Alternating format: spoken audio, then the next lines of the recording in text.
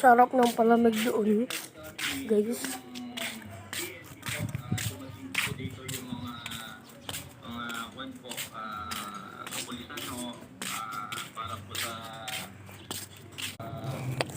buwaba naman po yung mga Dito ngayon tayo sa buko. nagkaroon po tayo ng Wow! official na po sa kapurugtan doon sa taas purok pa lang po nila na ayos sa mga problema. Hindi na po nadadala sa barangay. Pero ang based dun sa record po ninyo kagawad, recently ano po yung mga madalas lang na Sa buko nila na ayaw po na inyong pong barangay o doon po sa mga purok po kagawad? Ayan po, dito naman po ang madalas po na yung mga bulugoy. dito family feud lang po, yung minsan away lasing, ganun lang naman po. Well,